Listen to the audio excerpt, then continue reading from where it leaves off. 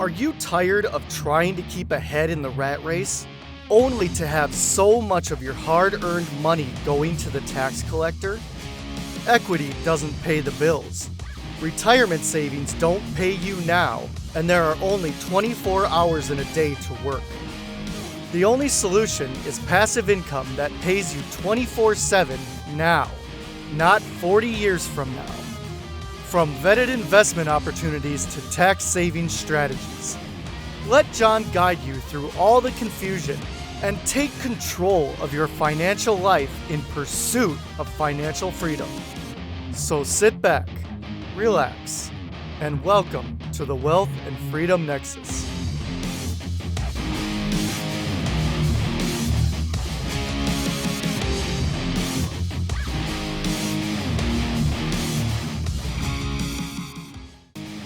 This show is brought to you today by Lightbulb Podcasting.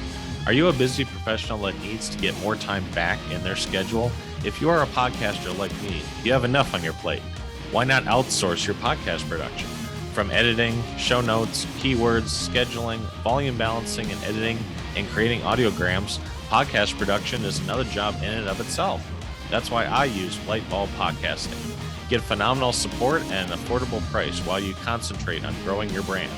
Go to www.lightbulbpodcasting.com today to schedule an introductory call. Put your content in the spotlight. Hey there, welcome back to another episode of the Wealth and Freedom Nexus. It's actually crossed over to episode 76 now. Hard to believe made it this far, especially when a lot of pod fade seems to occur. Usually around podcast number 7 or podcast number 10. If you don't believe me, just go on your iTunes or whatever podcast app you prefer and just randomly start searching for podcast. You'll see some that just tapered off in 2022 or 2021, or one I really liked, but that just stopped dead cold all the way back in 2016. So, for all those that just think, podcasting, it's easy, anyone can do it, it's just a hobby. Well, I do run it more like a business. I have actually started to incorporate more paid advertisements in my podcast starting in April with some new advertisers or new sponsors that will be coming on. So make sure to listen in, click their links, go to their websites, access their materials that they will be promoting, because without them, this podcast would not be around. So with that, we are here. Well, supposedly it's been spring here. I'm in Minnesota. Can't say where all my listeners are joining from, but here in Minnesota, spring was a little over a week ago. There's still snow on the ground. It might break 40 degrees this coming weekend. I'm just getting tired of old man winter. But anyways, with being here in rural Minnesota, not the largest metropolitan area, by any stretch of the means. I've always been amazed at just how small of a big world it is out there. And today's guest actually was a friend that I met from a mutual friend, actually on Facebook. This was kind of through a mutual connection. We ended up sharing a lot of same thoughts on, libertarianism, economic policies, government intervention, economic theory, so on and so forth. Started off as just kind of casual commenting on other posts. I can't remember if I friended him or he friended me, one of the two, and then led into coffee discussions, and just kind of really developed a good relationship over the last 3 years. And his name is Stephen Brown. He resides here in Marshall as well as I do, but he has, well, as he puts it, he's led a very interesting life. He's lived in numerous places over the world, actually owns an apartment in Poland, has networked with, Russians and Polish, Middle Easterners, Oklahomans. That's where he resided for a number of years. And just all around really interesting life. So this intro I'm actually going to keep shorter because this was my second longest recording since episode 35 with Bobby Casey with Global Wealth Protection, where, well, as the name implies, we talked about wealth protection, asset protection. Obviously, that's a very deep discussion, and an hour wasn't long enough to cover that. But Stephen and I ended up talking numerous topics, really kind of centered around, how is our banking system set up? What happens when a currency collapses? Many of you may have heard of the Zimbabwe crisis, Venezuela living through hyperinflation. At the time of this recording, Argentina is dealing with, I think last I checked, 90% inflation. I mean, here in the U.S., we about lose our minds if it goes over 5%. And, they're approaching triple-digit inflation. So just think of something cost $100 this year, costing almost $200 next year. Well, that's pretty much what Argentinians are dealing with. And this really kind of became a two-way interview where my interviewee ended up asking me questions, and I kind of responded as best I could. Again, I'm not a financial advisor, no alphabet soup letters after my name except MBA. But he had even brought up, how do you protect your savings? How do you grow your money? Protect your money. I won't, give his age, but Stephen is, considerably older than I am, but he's lived through a number of economic events that I have only read about, specifically in the 1980s, 1970s with stagflation, Paul Volcker's trying to kill inflation.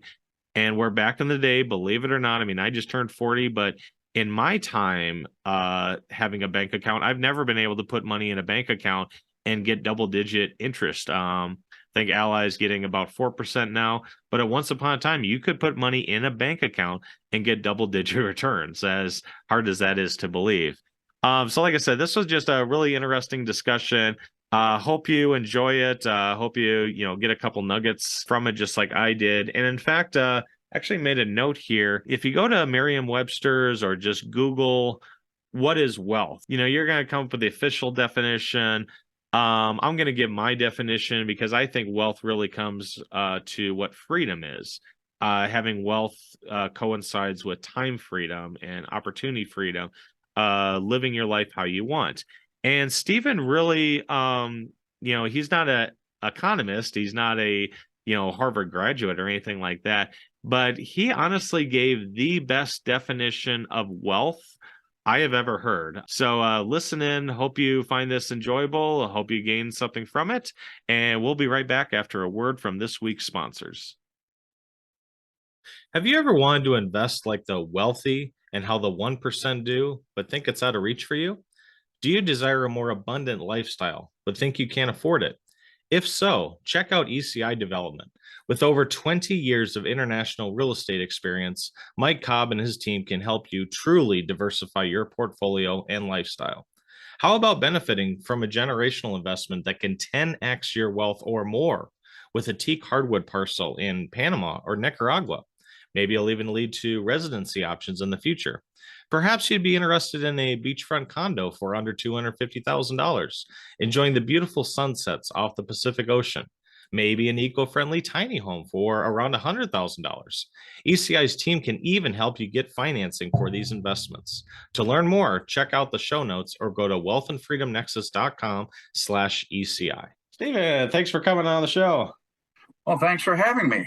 Yeah, you bet. I think we both finally got a break from all the snow shoveling and snow blowing, and I think we got a little bit of respite from the winter storm, whatever it's named now. Yeah, I think of it as God's way of telling me how's that exercise program coming. Yeah, and of course our snowblower decides to take a vacation at Patzer's right when right before the 18 inches of snow comes, but whatever. So, well, anyways, like I mentioned in the intro, I wanted to bring you on. Maybe we'll just kind of start from the top. I know we connected on Facebook, and you've mentioned you've lived a quote interesting life. So maybe the 30,000 foot view, if you will. Who is Stephen Brown? Where have you all lived at? And maybe a better question: how in the world did you end up back here in Marshall, Minnesota? Well, okay. I like to say I was heading for Japan and I took a wrong turn. Okay.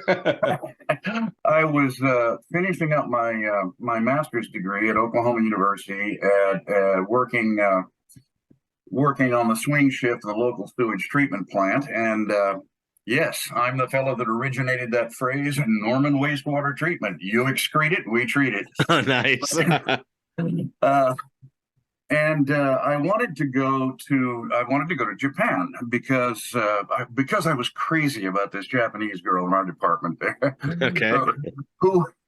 who I later met in London some years later in company with the woman, the Polish girl who became the mother of my children. But that's a longish story.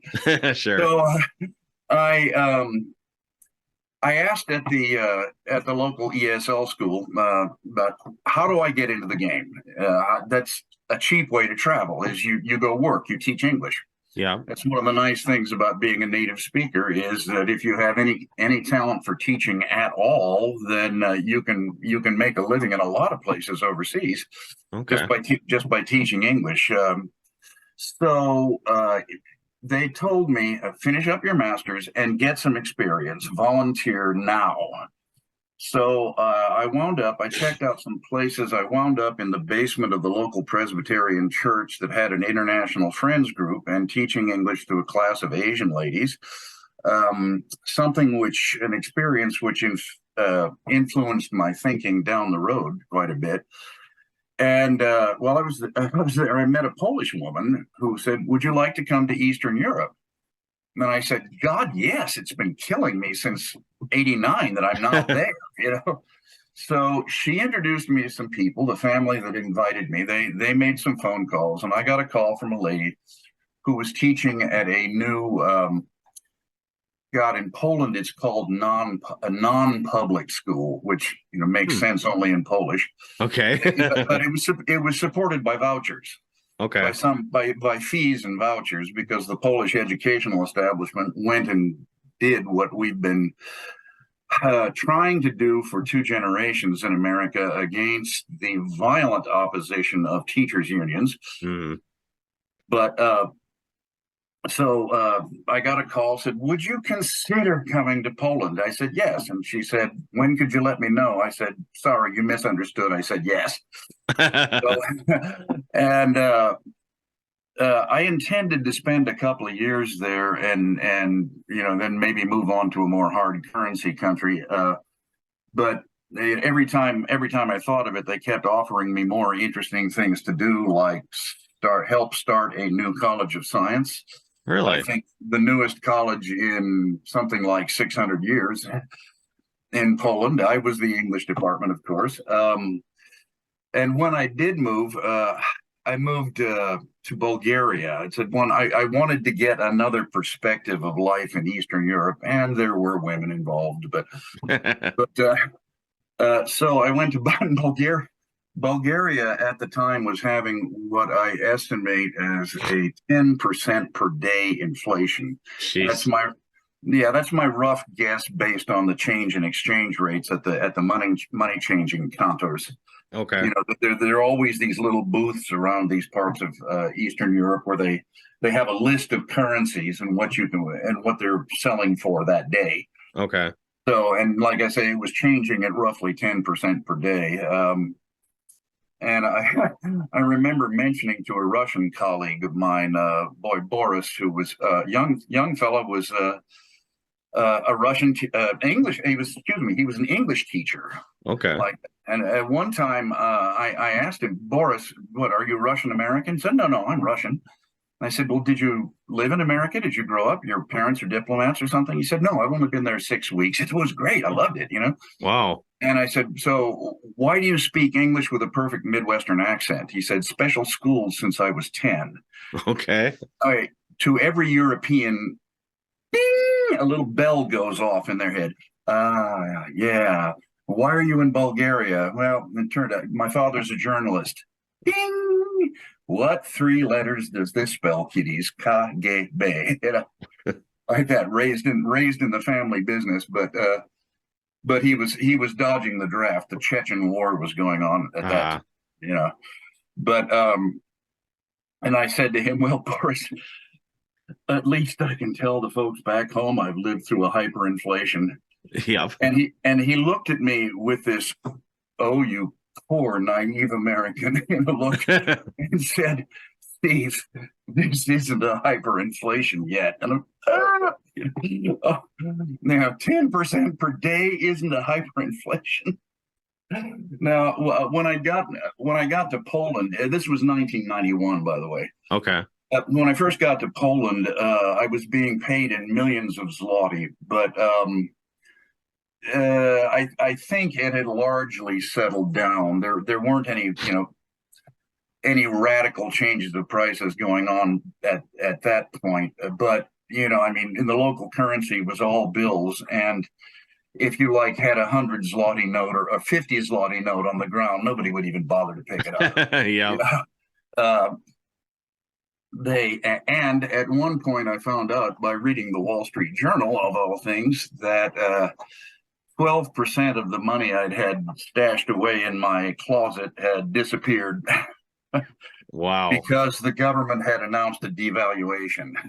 Okay. See, there's inflation and there's devaluations. The government just arbitrarily, they're not as popular because inflation is less well understood. Whether if you announce a devaluation, everybody knows the government just stole X% of your money. Yeah. But this inflation, so ultimately this was resolved with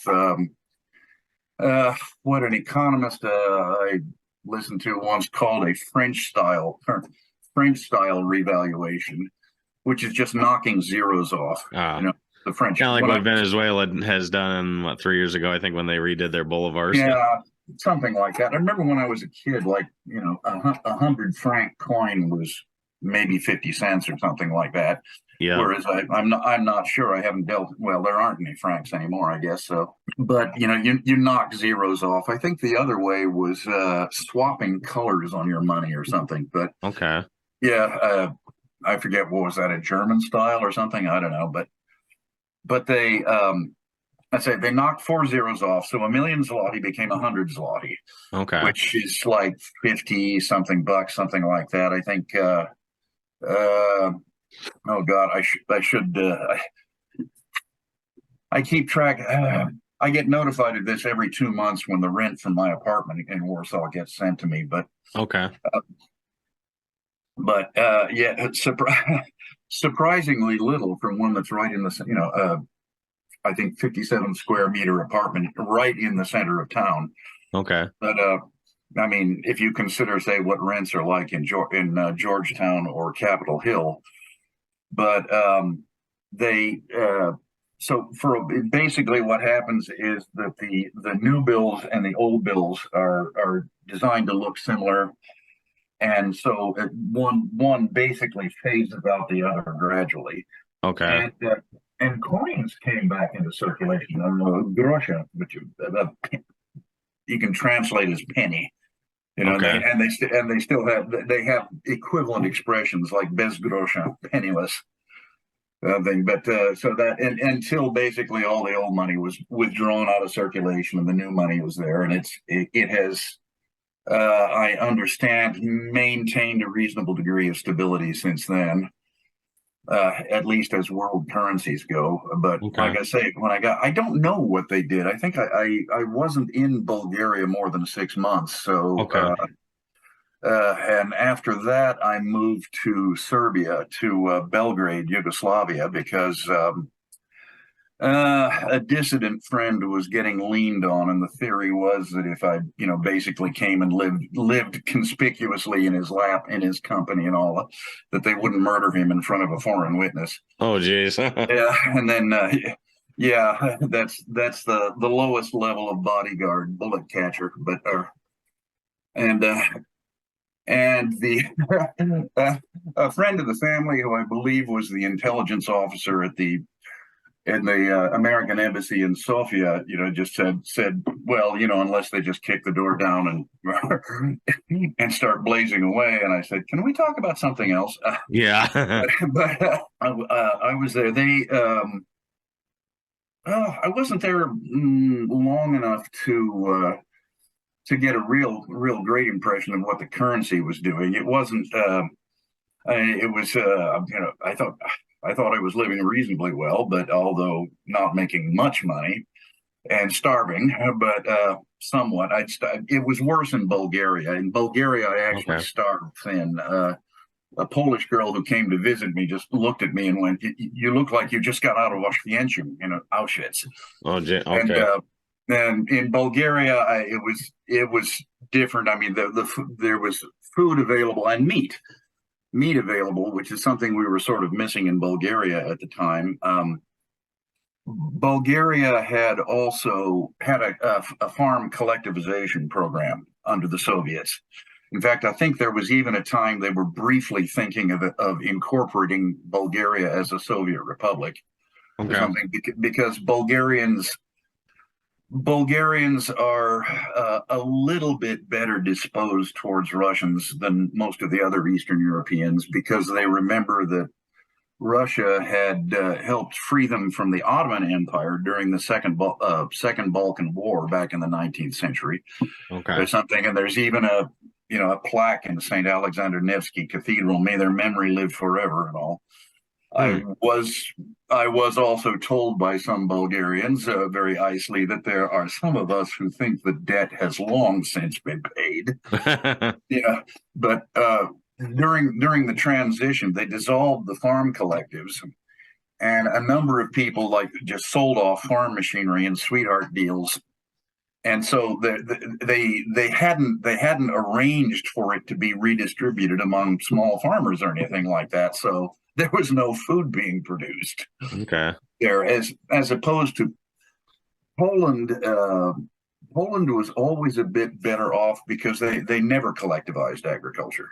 They remained, and 60% of the population when I was there were still living in rural agricultural situations there. And the average size farm, I believe, was 4.5 acres. Wow. So yeah. Oh yeah. I actually saw plenty of plowing with horses and reaping with men with scythes. Jeez. Such I'm sure that it's being rearranged now. I mean, it's been some time since I've been there, but I'm sure that's changing. I'm sure more of the population is becoming urban and such. But I think but hey, 4.5 acres is something you could run with a rototiller. Yeah. Of course, a rototiller is not a self-spreading fertilizer device like a horse is, but still, they. Oh gosh. This is bringing back memories such as the first Levi's store to open in Warsaw. So it was on Ulica Marszałkowska. No, it was on Aleja Jerozolimski, just near the intersection of Marszałkowska and Jerozolimski, and it was a smallish place, hole in the wall sort of thing like that. And there was a line going out the door, down the street, across the crosswalk. Oh, geez. I mean, there were people waiting at the crosswalks to cross over and join the line into the Levi's store at that time. And the first McDonald's in Poland is across the street from my apartment. Oh, interesting. Like that. And I remember there were people taking fairly lengthy train rides into Warsaw just to go to McDonald's. Wow. It was quite an interesting time, of course, and of course, you pay attention to currency. Yeah. I ask people that, what do you do? What do you do about, protecting your investments and such? Do you buy gold? And said, no, we buy dollars. Yeah. Yeah. Americans buy gold. Everybody else buys dollars. Yeah.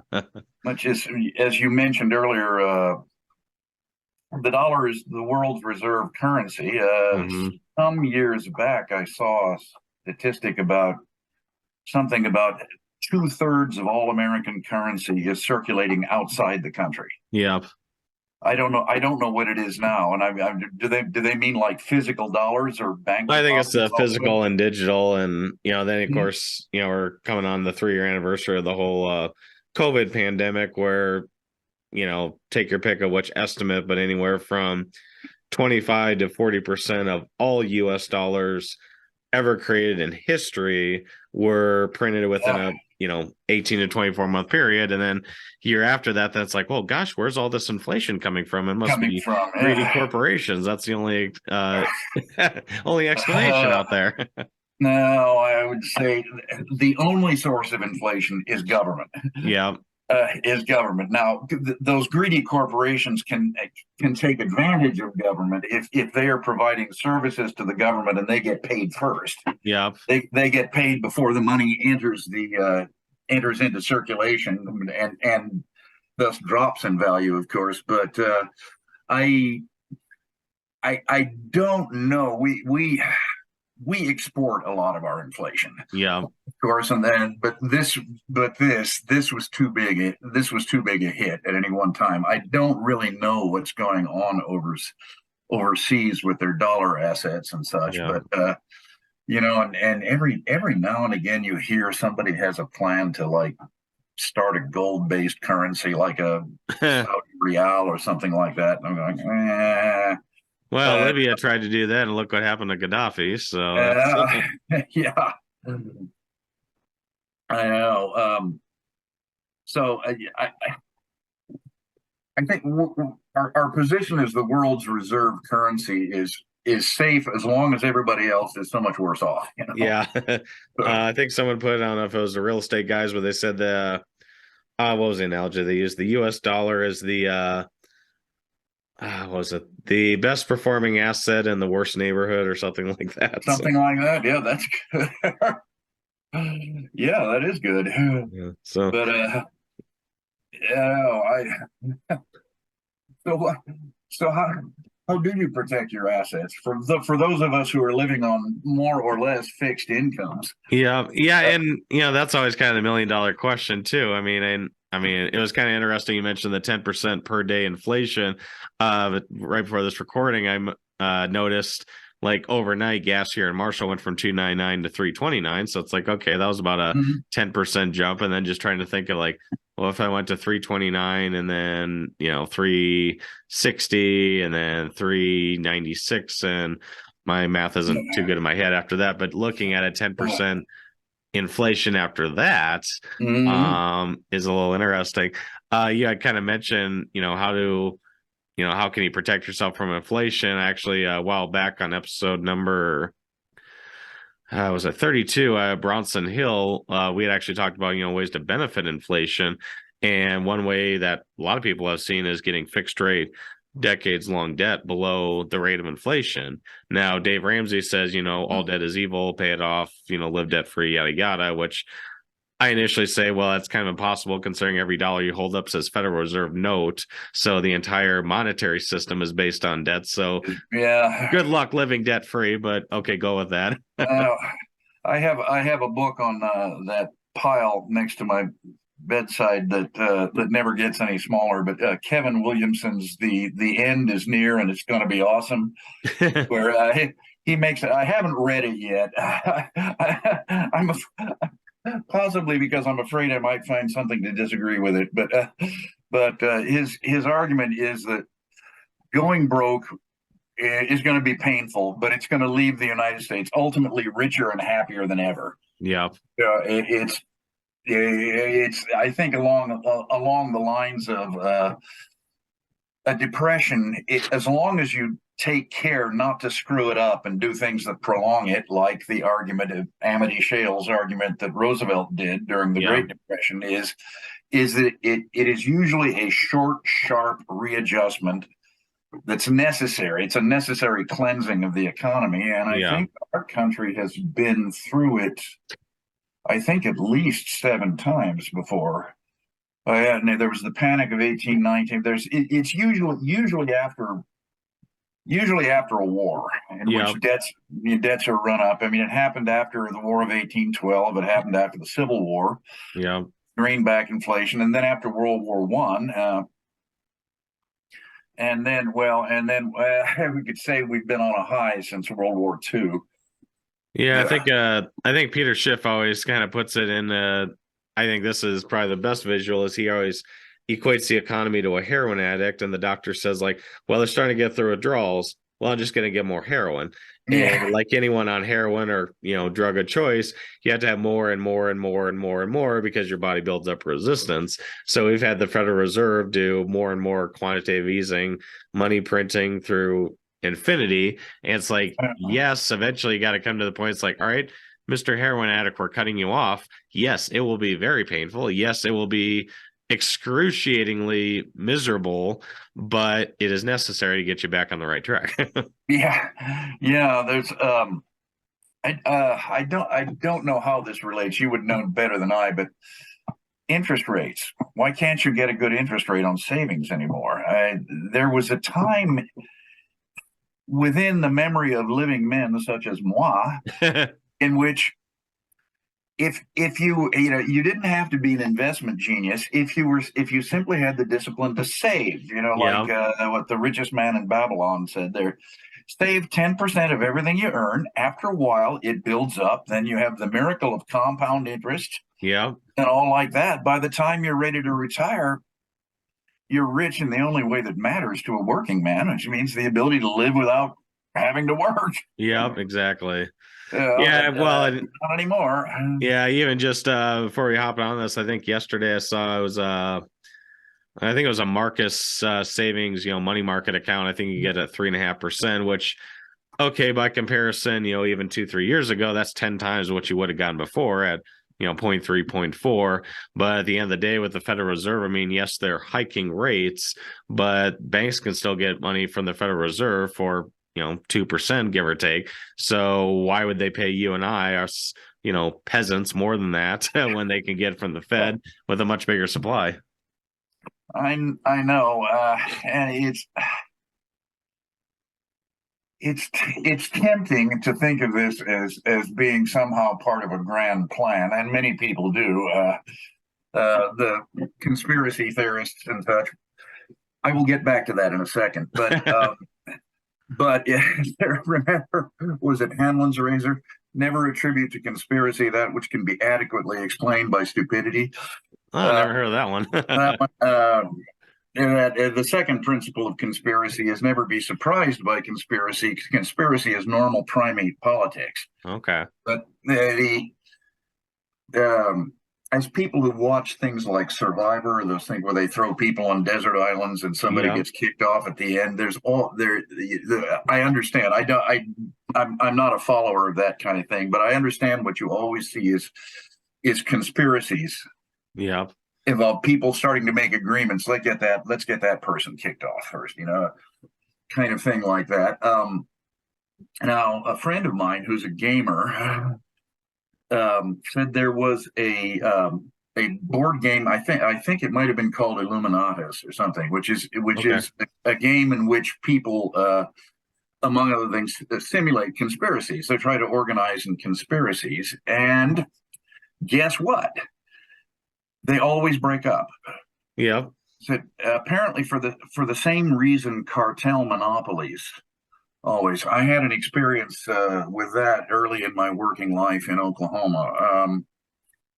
When I was working in a restaurant bar place, and at that time, serving liquor by the drink was illegal. Okay. Sorry, it was Oklahoma, man. I mean, what you did was you brought in a bottle, and the restaurant would sell you setups. Huh. Or if you had wine, they would charge a corking fee, something like that. So remember, this is Oklahoma. Sure. We only repealed prohibition in 1957. Oh, jeez. After which my aunt used to complain that her bootlegger used to deliver to her door, and now she had to go and get it. But every now and again, the restaurants in Oklahoma City would get together, and they would do something like they would make an agreement. They were tired of getting busted because if you got caught, the server, the manager, and the owner could all, go to jail, have to pay a fine, something like that. They got tired of that. They would all agree, okay, we're not going to sell liquor illegally anymore. We're not going to do that. And it would always break up. It would be some institution would see, oh, wow, man, it's like, I can make so much money just by being the only one. Same thing with Sunday closing agreements I've seen. So it's, at least here, my opinion here is, yeah, it's so goddamn stupid. You can't believe that. Okay, there must be somebody with a ulterior motive, with a higher purpose doing this. That wants to reduce us all to debt peonage so we can be a more tractable population or something. Which, oh no, I don't really think there are people in the Trilateral Commission or somebody sitting down and going, okay, how can we enslave all of humanity? Yeah. But I'm sure they have plans just as flaky. But I don't know if you're familiar with a historian named Bernard Balin. I've only heard of him through your stuff. Yeah, historian of the American Revolution, and so, with some interesting things to say when he started digging deep into the pamphleteering that went on for a full 50 years on both sides of the Atlantic. But what he found, to his surprise, was how much the agitation that led to the breakout of the revolution was motivated by widespread belief in a conspiracy against liberty. So again, conspiracies don't play as much of a role in history. Excuse me, I had a friend bending my ear about the conspiracies the other day while I'm going, how do we get the fuck out of this conversation? But a belief in conspiracies has a sometimes a very strong effect on history. And I think along this line, I'm a big fan of the Great Courses video lectures. TheGreatCourses.com sells courses on everything, and I'm currently starting one on Stoic philosophy, and then one on Asian culture.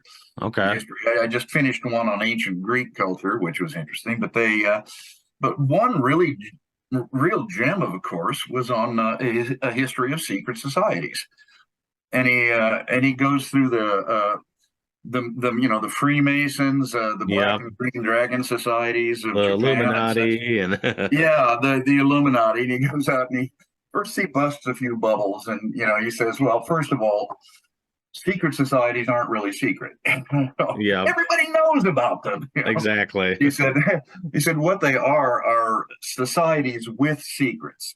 Yeah. When he gets to the various and sundry organizations that were, secret societies that have connections with secret police organizations, such as the KGB, and before World War II, the Black and Green Dragon societies of Japan, which worked hand in hand with the Kempeitai, and the gobsmacking pieces of information that hits you, like, they had connections with the Black Muslims. Interesting. In America, because what is American society's Achilles heel? It's always been race relations. We are the most diverse free society, the most diverse and populous free society that has ever existed in history. Yeah. I mean, all previous societies that were this diverse were empires. Yeah. And sometimes they function perfectly well. I mean, if you get over the prejudice we have against the Persians and the Greek and Persian wars, you see, the Persian Empire wasn't a bad place to live. Or even life under the Mongols was tolerable if you submitted. If you didn't, they'd wipe you out. But at any rate, excuse me, we wandered off track here. No worries. Yeah, delightfully. So currency. Everybody likes to quote, is it Marx or somebody, about how to conquer a country: first debase their currency. Well, there's the Rothschild quote. Well, there's a couple. I think it was Actually, I got the quote somewhere. Vladimir Lenin said the way to crush the bourgeois or the common man is grind them through the wheels of taxation and inflation. And then Rothschild always said, give me control of a country's, or give me control of a nation's money supply, and I care not who writes the laws. And I think that's kind of what led to the Federal Reserve here in the United States, which I still find it laughable that the average person doesn't know what the Federal Reserve is, or know what they've been taught in school. It's like, well, it's not a federal government. It's not really a bank, and they really don't have reserves. They just, Jerome Powell basically said on 60 Minutes, it's like, oh yeah, we just basically conjure this money out of thin air. And you can do that through legal tender laws. Yeah. If you and I did, Secret Service are going to be banging down our doors and put us in an orange jumpsuit, but the Federal Reserve does. It's called quantitative easing. Yeah, legal tender laws, and there's a really obscure law that prohibits gold clauses in contracts. Yeah.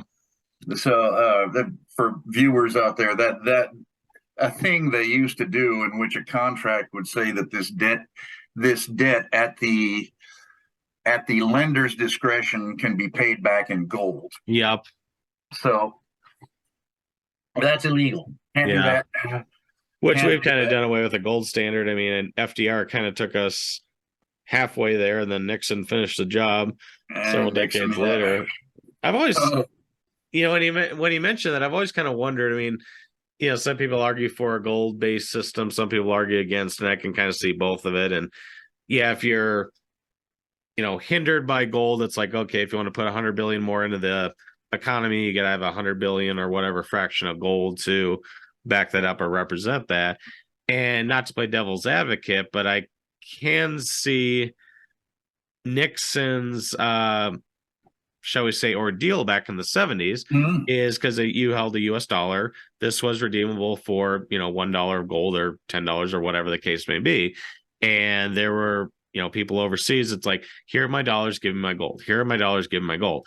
And the Fort Knox, the reserves were getting depleted, and they were looking at it's like, well, if this keeps going up, we're just going to have paper currency, and everyone else is going to have our gold, and we're going to have nothing. Oh yeah, I remember when the French did that. De Gaulle did that, as a matter of fact. Yeah. So I mean, I can play devil's advocate a little. It's like, okay, I can kind of see why you closed the gold window, but I've always wondered, if we went back to that, or if we could do that now, with blockchain, double book entry accounting, whatever, accounting system you want to use. Really don't know. But I've always just been curious. It's like, okay, the fall of the gold-backed dollar, the fall of the gold-backed dollar was that it was convertible to gold. So what if you could have it where it's backed by gold? Stephen, myself, the listeners, we have, pick your number, $10,000 worth of U.S. currency backed by gold, fully audited, fully insured, double book entry, triple checked, yada, yada, yada. It's backed by gold, but it's not redeemable for gold. Would that, in theory, work now? Or silver dollars? I remember someone arguing. He said not just a gold backed, but a gold based currency, that we shouldn't have dollars. We should have certificates saying this is 1 gram of gold deposited at something like that. Like I say, I don't know. Milton Friedman's objection to the gold standard was that he said gold is useful. Yeah. He said it's as an engineering metal, it's useful for so many other things. Yeah. That you remember I got this from the Austrian economists. I don't know who else believes this. They said the 5 qualities of a monetary commodity. They said one, it should be portable. Yeah. You should be able to carry useful amounts with you. It should be divisible. Yeah. Indefinitely divisible. And 3, it should be homogeneous. Every piece is as good as any other. That's why diamonds are no good. And it should be imperishable. And that's up to here is where in prisons in some places, well, the early American colonies, tobacco. Yeah. Tobacco, because it's homogeneous. It already comes packaged with sublets and everything of that sort.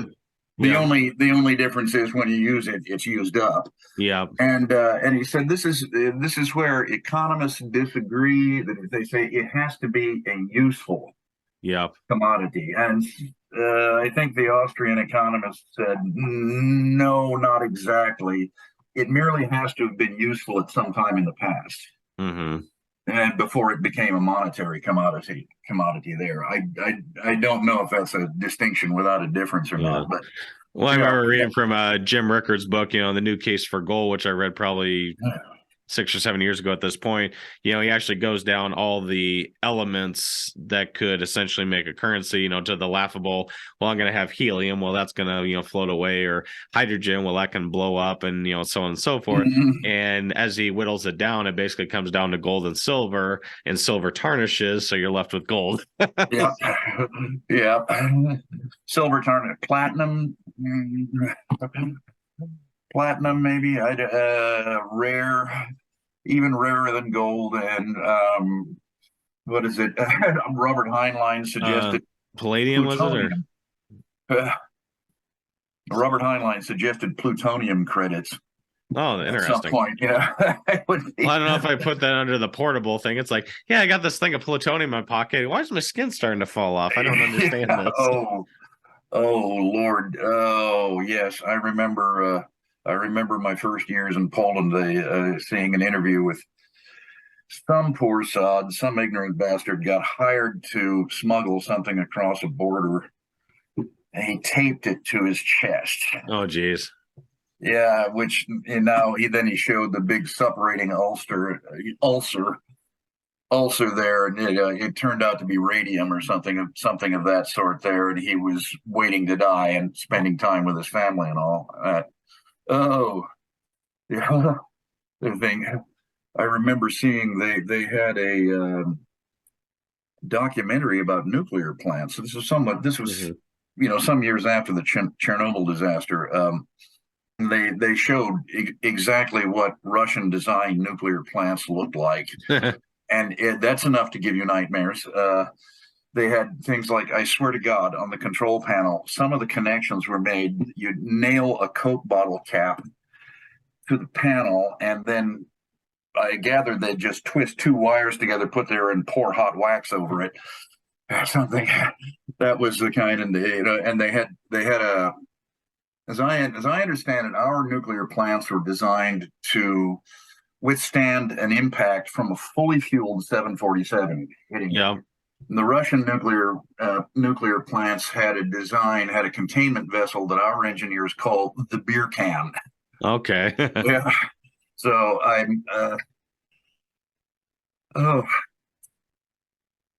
had arguments with people. Can't call them arguments in the formal sense. You had people who were pro-nuclear and anti-nuclear, and neither of them could deal with somebody who was in the middle saying, yes, I think our future is nuclear. Yes, I have some reservations about it. Yeah. And yes, I think that most anti-nuclear sentiment is pure Luddite. Yeah. Then I remember the pro-nuclear people couldn't handle an argument from somebody who was, yes, I'm on your side, but I have reservations. Yeah. There are things about the designs and such that I understand are pretty awful. And they would argue with you like you were an anti-nuclear person, and you'd go, look, no, you're not getting it. Yeah. I'm on your side with reservations. Exactly. Yeah. Yes. There are a number of subjects I find on myself like that with, but I understand these days that there are Japan evidently has been pioneering the design and manufacture of small scale, extremely efficient and completely safe nuclear reactors. I believe that most of them involve like molten salt. Yeah. Rather than water turbines, evidently. So, it's not going to explode. It's going to freeze up if it goes wrong or something. And I understand that thorium reactors, that there was at least one model built back in the early days. It's another thing. Robert Heinlein thought we'd all be doing thorium. Thorium inexhaustible. It's found in significant quantities in ordinary granite. That there's all kinds of designs, and we've learned a lot since Chernobyl and 3 Mile Island. Exactly. Yeah, fusion is. I'm sorry, I've heard the latest hopeful stuff, but I've been hearing the latest hopeful stuff for 40 years now. So I think it's a chimera. If even if this latest more hopeful thing turns out to be true, it's going to be maybe another 30 to 50 years before anything fusion like comes online. But if we get over what one Polish scientist called our radiation phobia, then I know people are cringing out there. We could have power. I mean, wealth is energy applied to resources. Yeah. Wealth creation is all about making stuff, growing stuff, and moving stuff around, which all depends on energy. And if we had more energy, we would actually catch up and possibly surpass some of the economic idiocy. Yeah. That reference I made was one of the things I did in Poland was one time I was the English editor for various publications of the Polish Academy of Science, which was absolutely a joy. You had people who could already write in good, clear English, and I just had to straighten up the grammar and some occasional awkwardnesses of phrasing and stuff. Like, when somebody would describe an area fossils came from, said it's a reserve of nature's, and it's a nature reserve. Yeah. Do that kind of thing, as opposed to the time my ex and I took on a project from ArtCrit, which was a nightmare. A nightmare. I was going, this doesn't make any sense in English. She said, it's because it doesn't make sense in Polish either. It's ArtCrit, LitCrit. Nice. It's not supposed to be clear. But one of the papers that I remember editing was a fellow who wrote about radiation phobia. He said this could be the great unacknowledged neuroses of the 20th century, because of course we associate it with Hiroshima and Nagasaki and Chernobyl and 3 Mile Island. He said, but I think this is where I first came across the term hormesis, the notion that too much of anything bad for you is, of course, bad for you, but none is also bad for you. Yeah. That your immune system has to have a constant level of low-level stimulation to remain healthy. But this guy pointed out that the rates of certain kinds of cancers in Hiroshima and Nagasaki are lower than the world average. Yeah. Which just seems to kind of go against everything we've been taught since grade school. So why did they rebuild cities in those locations? When you had the most massive urban clearance of all time happen there. But they did, and they're perfectly okay. And now you can visit both of them today. So yeah. Right. Well, I know, Stephen, both of us have commitments here at the top of the hour, so I want to let you, be respectful of your time. But as a closing, as obviously talked to many interesting subjects, but if people are interested in learning more about you, your readings, your books, YouTube channel, etc., what's the best way to reach out? Well, I have an Amazon page. I have 3 books of my own and one that I've contributed to on my page, and that's Stephen with a PH, STEPHEN BROWNE. That's the Irish variation. Don't ever mistake me for the English. But Stephen Brown, and my books are, one is called Wordplay, which is an analysis of English linguistic humor, which I originally wrote for advanced students of English.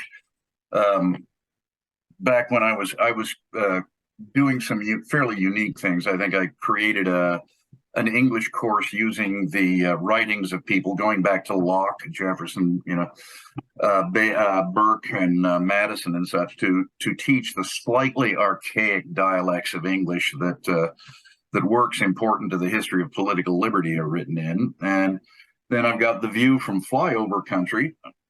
There's somebody else wrote a book of the same title, but I was first. All right. The View from Flyover Country is a collection of my newspaper columns. And then I have one called Crisis in the Ruling Class, How a Ruling Class Not Fit to Rule is Falling and Dragging the Country Down with It. And basically, I had to pad. It's a short book. It's Sure. not hard to read, folks. But because the thesis is simple, easy to state, and I think for a great many people intuitively obvious. Yeah. I go into detail about this, but my thesis was that we have a ruling class because every advanced society every complex civilization has a ruling class. You can't avoid it. It's called the iron law of oligarchy, I believe. Okay. That historically the functions of a ruling class have been arms, land, today read production, and knowledge. Yeah. And said our ruling class is not fit to rule. They don't fight. They are increasingly less and less involved in the actual production of wealth, which is growing stuff, making stuff, moving stuff around, and more into rent-seeking, influence peddling, and such. And where they are, where they do contribute to wealth, it's on a level of abstraction like software. Okay. For example, it is so far removed from the factory floor or the farmhouse that it puts them too distant from the actual original factors of wealth production, and the knowledge they peddle is crap. Basically anything in university that ends in hyphen studies, that's a dead giveaway. Now that was easy to understand, and I came to understand it with some help from Abraham Lincoln, Francis Bacon, and Abe Maslow. Okay. Which I explain in the book. But the thing that I think was the real eureka moment there, and it actually might not have happened if I hadn't lived in Poland and studied Polish history. Okay. Is that a ruling class can be stable if it fulfills these three functions, which ours increasingly is not, and it is open enough for the ambitious to claw their way into if they have to, but not too open. Not too open. Later, I found this is confirmed by the Russian American author Peter Turchin, who noticed the same thing I did. I don't know where he got it. I got it from Polish history, where the Polish Poland. Edmund Burke said, Poland for one reason or another is always unquiet. I found out the Polish ruling class, the noble class, was fully 15% of the population. Okay. Yeah, and this a more normal rate is 5%. Okay. 5%, 1 in 20, something like that. Again, Peter Turchin has actually put numbers to this, and he said throughout history you see what is the surest predictor of social unrest is what he called an overproduction of elites. Okay.